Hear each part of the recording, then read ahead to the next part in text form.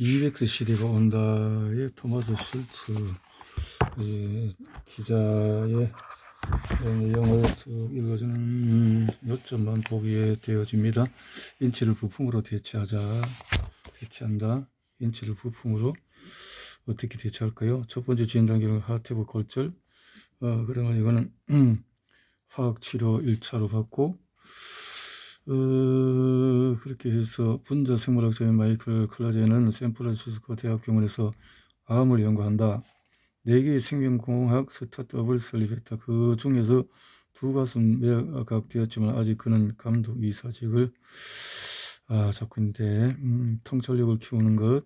클라제는 종양학, 신경학, 혈액 질환을 전문으로 하는 생명공학 컨설팅 회사를 이끌고 있다. 2017년 하반기쯤 의학과 생명공학 업계에 가장 속도로 엄청난 금이 흘러간 적이 없었다. 쭉쭉쭉 지사가 막 여기저기 설립되고, 가장 의뢰가 많은 상담 주제는 바이오 프린팅, 3D 프린트, 이런 게 있었다는 거죠. 오가노버는 폐, 심장, 신장의 일부를 합성하고 살아있는 간 조직을 배양한다. 유사한 기술을 적용해서 파울에게 하테브 뼈를 만들어줄 수 있을까? 이렇게 3D로 이렇게 대체 기계를 끼워 넣듯이 이렇게 할 수 있는 혼란스러우면서도 매력적인 프로세서다. 이렇게.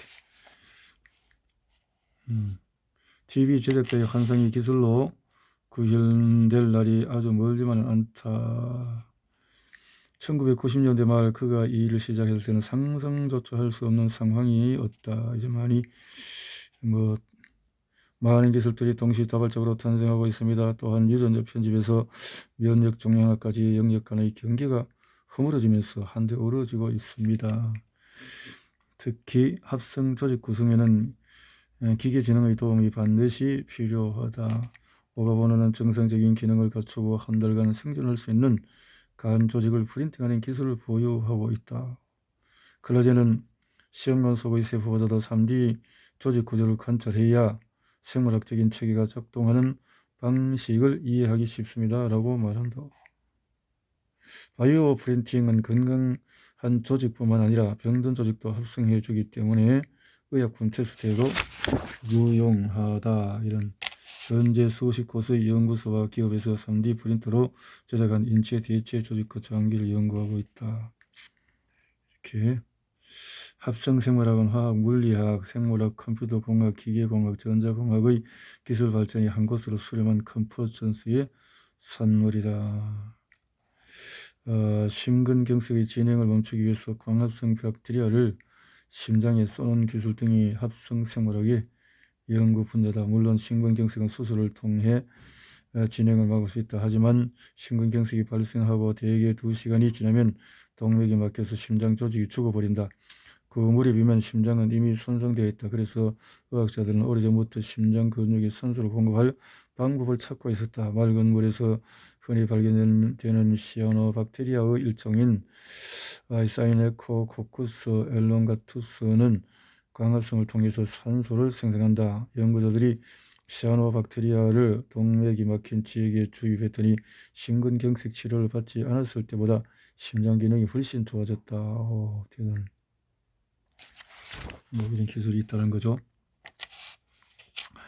오가보노 외에 수많은 스타트업, 연구실, 대기업에서 인간의 신체를 바이오 프린터로 찍어내는 기술을 연구하고 있다. 피부의 생물학적 구조는 비교적 단순하기 때문에 다른 신체 부위보다도 모방 제작하기 쉽다. 2017년 봄 스페인 연구진은 100제곱센티미터의 피부를 35분 내에 찍어낼 수 있는 신형 바이오 프린터를 선보였다. 로리얼 연구소에서는 인간의 피부와 완전히 똑같지는 않지만 이미 합성 피부를 생산하고 있다. 이렇군요. 3D 프린터 생명공학 기업들은 이미 다음 단계의 연구에 착수했다. 다름 아닌 불필요한 소모가 많은 피부 이식 대신에 필요한 신체 부위의 합성 피부를 3D 프린터로 찍어내는 기술이다. 현재 시장에 출시된 의료용 3D 프린터는 100여 종이며 매년 새로운 바이오 프린팅 기능이 추가되고 있다. 이입니다. 발전되고 있다는 거죠. 바이오 프린팅 업계의 붐이 일면서 2017년 말 미국 정부는 처음으로 신기술 규제와 발전 가속화를 위한 지침을 발표했다. 미 의약국장인 스콧 고틀립은 의료기기, 의약품, 인간 조직을 프린팅하는 것은 아직 지평선 멀리서나 보이는 먼 미래의 기술로 여겨지지만은 조만간 현실이 될 것이다 라고 발표했다. 인공조직과 인공피부는 첫걸음에 불과하다. 최종 목표는 인체에서 가장 중요한 부위인 장기를 복제하는 것이다. 장기 복제. 많은 전문가들이 몇 년 뒤에 늦어도 2020년대 중반이면 바이오 프린팅으로 찍은 신체 부위를 인간의 신체에 이식할 수 있을 것이라고 말한다.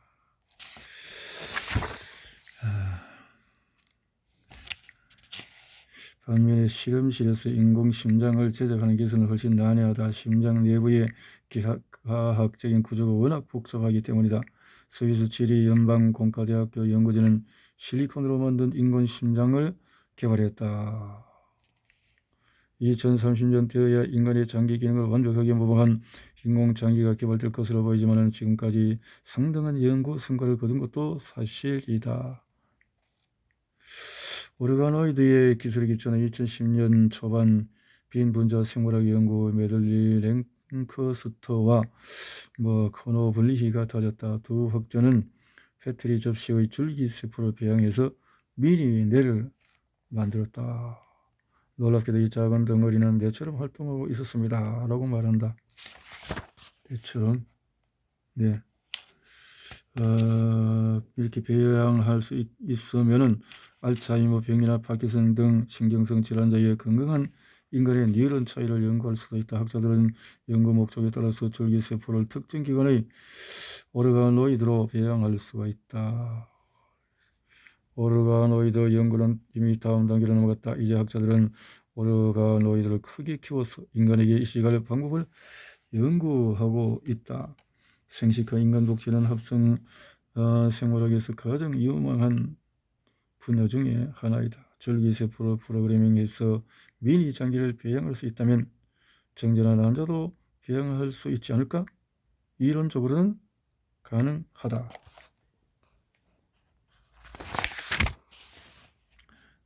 이렇게 네이처지의 20페이지에서 걸쳐서 소개된 자세한 기술에 관해 읽어보면은 이것은 우연한 성공이 아니라 이미 예정된 성공이었음을 직감적으로 느끼게 되어진다. 이렇게 합성한 난자로치를 탄생시키는 데 성공한다 이 말이죠. 과학기술의 진보는 투자자들을 끌어들인다. 불임 커플에게 임신을 보장하는 불임 클리닉과 제약기업에게는 수십억 달러가 걸린 사업이다. 어쩌면 생식의학 분야에서도 다양한 신기술이 융합되는 컨버전스가 가장 긴박하게 일어나고 있는 것인지도 모른다. 실험과 관련된 내용은 미시간 대학교 유튜브 동영상에 자세히 담겨 있다. 미시간 대학교 아직 논의 대상이 될 만한 소재는 충분하지 않다. 그럼에도 세계 각지의 연구팀이 다음 단계 기술을 발전시키기 위한 연구를 하고 있다. 학자들은 신과 게임을 하고 있다.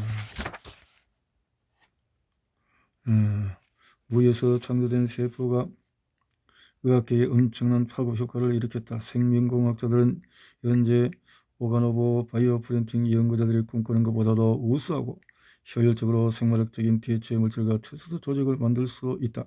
생명이란 무엇인가? 어쩌면 이 질문에 대한 정답을 찾을 수 있을지도 모르겠다. 연구자들이 완전히 새로운 생명체의 지구상에 존재하지 않았던 인공 생명체를 창조하는 길이 열게 될지도 모른다. 이 모든 것을 한낱 몽상으로 치부할 수 있을까? 이렇게 어떤 이 하버드 대학교 조지 처치 교수는 인공 개념으로 개조된 인간이 모든 바이러스에 면역력을 갖는 상황을 합성생물학의 결정이라고 말한다. 하지만 이것이 합성생물학의 정점은 아니라고 주장하는 학자들이 있다. 그들은 합성생물학의 절정은 인간이 기계와 함께 성장하는 합성인간이라고 주장한다. 이것은 실리콘밸리에서 인기 있는 주제로 많은 사람들이 엄청난 열정과 자금을 쏟아붓고 있는 분야이다. 머스크는 인간과 컴퓨터의 대화는 속도도 느리고 정확성도 떨어지지만 뇌에 임플란트를 삽입하여 컴퓨터와 직접 연결되면 이런 문제를 해결할 수 있다고 주장을 한다. 발전되고 있다. 이런 기술이 어떻게 가능한지 머스크는 정확히 설명하지 않는다. 자신의 계획을 밝히고 싶지 않을 수도 있고 어쩌면 구체적인 계획이 없을지도 모른다. 하지만 머스크가 농담을 하는 것은 절대 아니다. 2016 페이스북 개발자 컨퍼런스는 샌프란시스코의 마리나에서 열렸다. 요트 정박지 후미진 곳에 늘어진 황량한 군사시설 지하실에서 마크 저커버와 최고 경제는 처음으로 8번 빌딩에서 추진 중인 두 가지 프로젝트를 소개했다. 하나는 텔레파시 타이핑, 다른 하나는 피부로 듣는 기술. 두 프로젝트의 프레젠테이션은 페이스북 비밀연구소 소장인 레지나 두간이 맡았다. 레지나 두간은 미 국무부 산하 연구기관인 방위 고등 연구계획국장이었다. 내 모델은 내의 활동을 측정하는 쪽에선 분광법과 기능이 비슷하다 등등등. 지금까지 소개한 것들이 전부 헛소리 아니 SF 소설의 스토리처럼 들리는가? 미 국무부가 정신이 나가서 6개 프로젝트에 6억 5천만 달러나 투자하며 내 컴퓨터 인터페이스를 이용한 마비 시력장애 언어 장애 치료법을 개발하려고 하겠는가? 현재 공학자들은 뉴런을 관찰할 수 있는 홀로그래피 현미경 뇌에 삽입하는 머리알 크기의 유연성 있는 헤로인 뉴로그린 시각장애인도 눈을 뜨게 해준다는 시각 퀴즈에 삽입하는 발광 다이오드를 개발하고 있다. 등등등등. 슈피겔 샌프란시스코 지사에서 몇 미터 떨어진 곳에 있는 작은 스타트업의 꿈은 이보다 더 야심차다. 인물 소개가 없다면 아마 사람들은 제프슨이 정신 나간 짓을 하고 있다고 생각할 것이다. 그녀의 목표는 텔레파시가 가능한 웨어러블 슈퍼 MRI를 제작하는 것이다. 그녀는 여초에 투자자를 추출해놓고 사업 계획도 없었다고 한다. 단지 연구와 아이디어뿐이었다고 한다. 그럼에도 이 아이디어의 매력을 느끼고 투자하겠다는 이들이 나타났다. MIT 행사에서 그녀는 이 프로젝트는 성공할 확률이 5%밖에 되지 않지만 만에 하나라도 성공한다면 모든 것이 변할 것이라고 밝혔다. 등등. 잽스는 텔레파시는 이 문샷의 부산물이라고 한다. MRI 이렇게 새로운 의학가설이 미래지향적인 만큼 합성생물학의 아이디어도 극단적으로 이겨질 수 있다. 하지만 그렇지 않은 아이디어들도 많다. 인간과 기계를 연결하는 기술은 궁극적인 목표로 나아가기 위한 기반이 되어줄 것이다. 넘어갔어. 7장에 200세 시대가 온다. 영세까지 꿈꾸는 실리콘밸리의 유토 200세 시대. 피터 틸은 소문난 괴짜들이 모여 있다는 의크로 코스모스인 실리콘밸리에서도 별나기는 유명하다. 비수능자의자.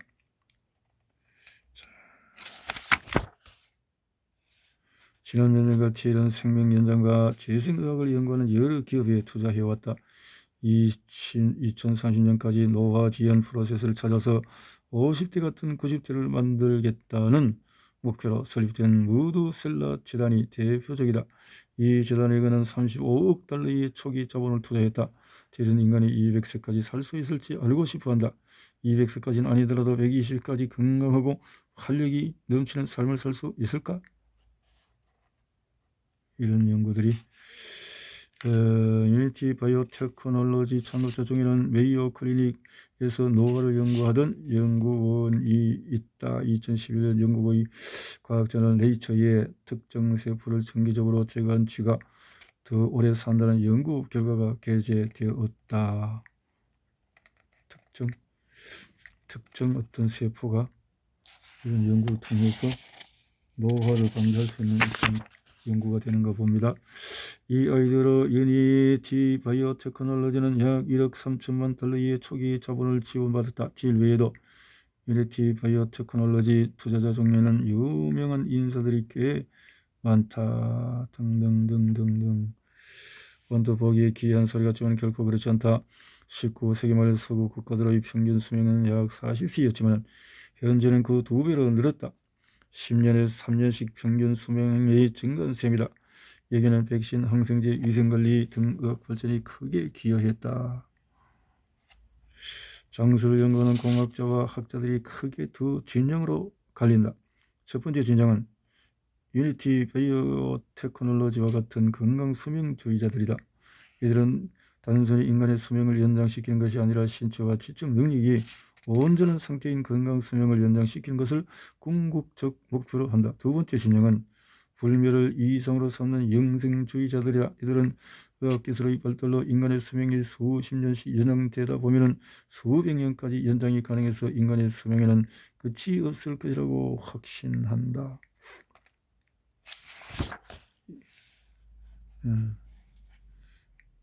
영생불로하자는 것은 오래전부터 다 권력과 경제와 모든 것이 준비되면은 그런 생각들이 있겠죠. 인간의 꿈이 인간의 수명을 수십 년 연장시킴으로써 의학혁명을 일으키겠다고 벼르고 있다. 영생주의자들도 다시 두 진영으로 나뉜다. 그 중에 다수 그룹은 인체의 노화 프로세스를 기술적 도구로 정복하겠다는 목표를 가지고 있다. 반면에 극단적인 성향의 소수 그룹은 인간의 생물학 체계를 기계와 융합시키겠다며 도전장을 던졌다. 기계와 융합 해보겠다 이 말인데요. 이렇게 이제 발명가이자 정보공학자인 레이 커즈와일이 주장했던 이 말을 특징짓는 현상들이 나타나고 있다. 커즈와일은 무려 21개의 명예의 박사 학위를 가지고 있고 평판 스캐너를 발명하는 등 많은 특허권을 보유하고 있다. 그는 매일 비타민, 미네랄, 효소 등 150개의 알약을 복용하고 어딘지 모르게 의심스러운 화학물질 칵테일 주사를 맞는다. 그의 목표는 특이점이 올 때까지 최대한 오래 살아남는 것이다. 그는 머지않아 특이점이 오리라고 믿는다. 2045년도 너무 멀리 내다본 것인지도 모른다. 어쨌든 이것은 커즈와일의 바람이다. 커즈와일의 예측은 터무니없고 허무맹랑한 소리처럼 들리지만 실리콘밸리에서는 이것을 당연한 말로 받아들이는 분위기다. 인터넷과 자율주행차 역시 SF 소설에는 등장하는 소재가 아닌 현실이 된 지 오래다. 지난 20세기에 기술이 세상을 바꿔 놓았듯이 괴짜들과 외골수들이 의심주의자들과 회의론자들과의 싸움에서 승리한 것만은 확실하다. 자, 커즈와 일본은 엄청난 그 재력으로 비타민, 미네랄, 영양제를 많이 섭취하는가 봅니다. 스르는 국을 이렇게 했다라는 거죠. 강물은 세계 배 끝까지 수염을 기른 더 그레이는 1990년대부터 노화 연구를 하면서 극복되어야 할 7가지의 세포 약화 영역을 발견했다. 옛날 현재 의학적인 가능성이 끊임없이 확장되고 있는 오늘날 옛날 사람들의 아이디어가 새로운 디지털 도구를 테스트하기 위한 새로운 대안으로 떠오르고 있다. 2014년 스탠퍼드 대학교의 신경학자 토니 와이스 코레이는 젊은 쥐와 늙은 쥐의 신체를 결합시켜서 혈액순환 체계를 함께 사용하겠다. 놀랍게도 늙은 쥐의 인지기능이 현저히 개선되었다. 한편 하버드 대학교 절개세포 연구자 이미 웨이저스는 늙은 쥐에게 젊은 쥐의 피를 주입했다. 그러자 늙은 쥐의 간과 근육 상태가 좋아졌다. 다른 실험에서 늙은 쥐에게 젊은 쥐의 피를 주입했더니 늙은 쥐의 뇌에서 새 뉴런의 형성이 촉진되는 것을 확인했다. 이렇게 두 개체의 몸을 서로 연결하는 방식을 병체 결합이라고 한다. 병체 결합.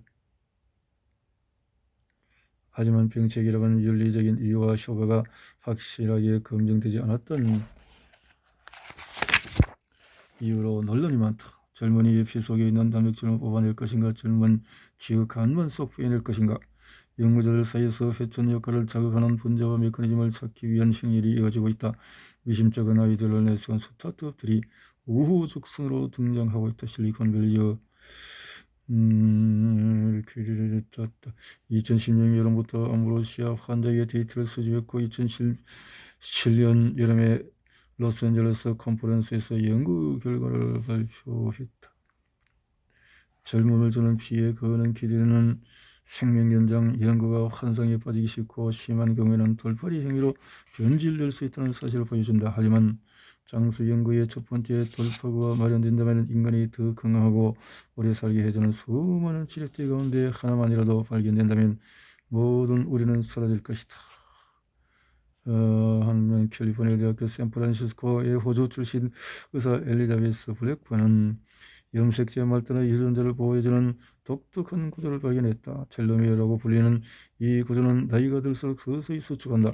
즉 텔로미어가 사라지면 세포는 더 분절하지 않는다. 블랙번은 텔로미어를 발견한 공로로 인정받아서 2009년 노벨의학상을 수상했다.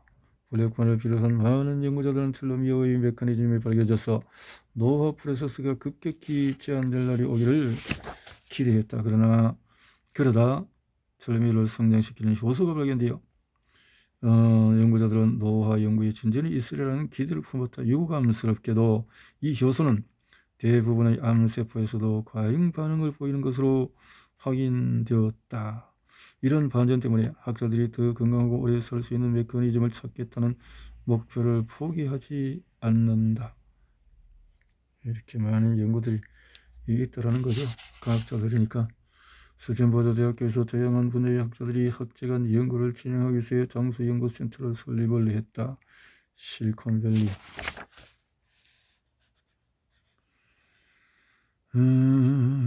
콜레스테롤과 같은 중요한 생체표 지제를 알면은 콜레스테롤 수치를 떨어뜨리는 약을 미리 복용함으로써 심장질환을 예방할 수 있다는 것이다. 이런 것을 그렇게 해서 젊어지고 싶다는 인간들의 노력이 연구가 계속 이어지고 있다라는 겁니다. 게놈 분석의 선구자 크레이크 벤터가 새로 설립한 회사 역시 바이오 인포맥티스 업계를 선통하고 있다. 생물 공학자들의 목표는 소중의 데이터를 바탕으로 위를 예측하는 일이다. 질병을 조기에 예측할 수 있다면 질병을 더 쉽게 극복하고 수명을 연장시킬 수 있다.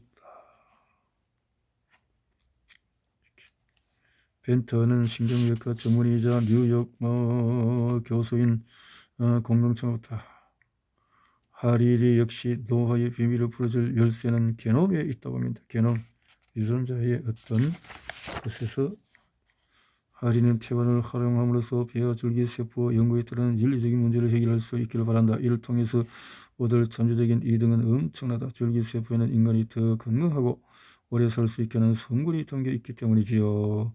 하리리가 말한다. 특히 줄기세포는 건강한 게놈 공급 메커니즘과 유해하지 않는 정보를 제공하는 원천이 될 수가 있다. 줄기세포는 신체를 재프로그래밍하고 새로운 조직을 만드는 밑거름이 될 수 있다. 인간 내면에 존재하는 불의 요정 셀러맨들을 끄집어내는 것이나 다름없습니다. 하리리가 늘 찡긋한다. 하리리가 인간의 신체를 대신할 기계를 찾아 나선 것은 도장관 수술실에서 외과의로 생활한 것과 관련이 있다.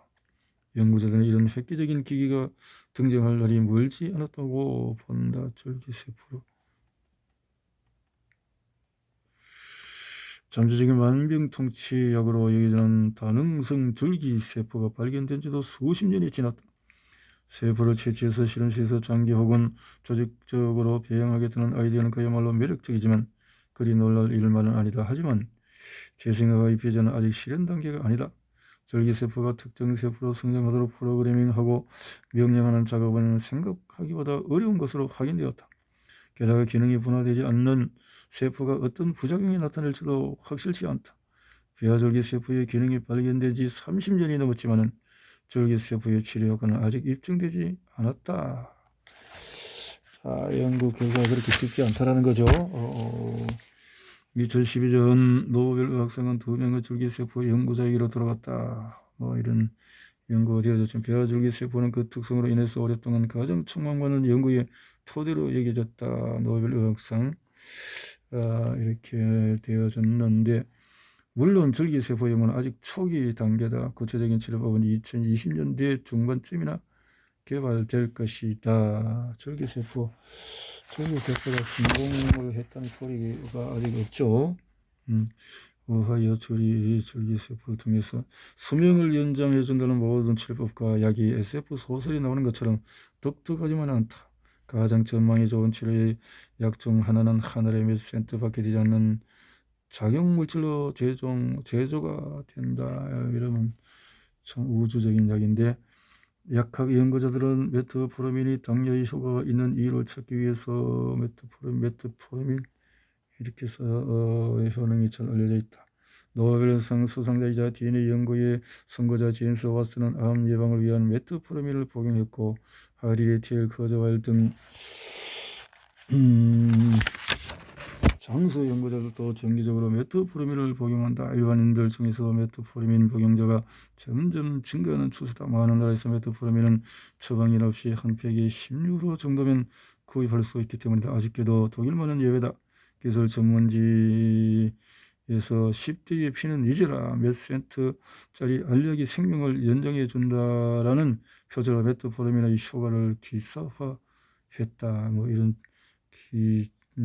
어떤 영양제가 있는가 봅니다. 메트포르민 암, 치매, 심근경색에도 있는지 연구가 진행 중이다. 메트포르민. 어떤 장소의 비결은 기존 혹은 유명한 치료법과 도구가 아니라 더 가까이 있는지도 모른다. 담배를 피우지 말고 몸에 좋은 음식을 먹고 운동을 하라. 우리는 잘 알려진 것을 우습게 여긴다. 특히 운동을 하고 일상생활에 많이 움직이는 것이 건강에 좋다는 것은 알려져 있지만 흘려드는 사람들이 많다. 일반적인 건강에서 우리가 건강을 찾지 않고 기발한 아이디어를 찾는 것이 꼭 맞는 것인가? 연구에 계속 참 관심거리이긴 하지만 현재 의학 분야에서 장수 연구가 한창 붐을 이루고 있다. 이렇게 연구는 계속해서 약을 통해서 하고 있지만, 칼리커가 이렇게 많은 자금과 인재로 연구하려는 대상이 뭘까?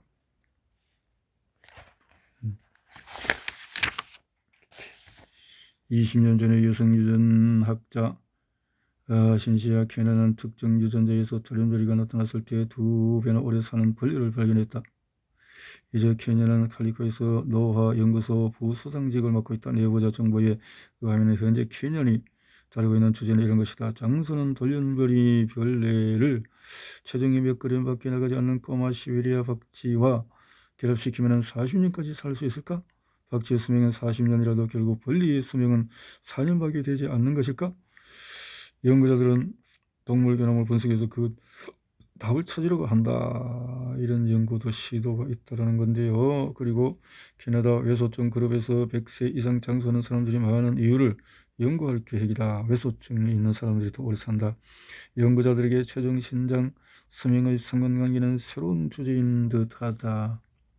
연구 스타스트랙이 제시하는 유토피아가 현실이 되기까지는 시간이 걸릴 것이다. 그렇게 쉽지가 않다. 그 말인데요.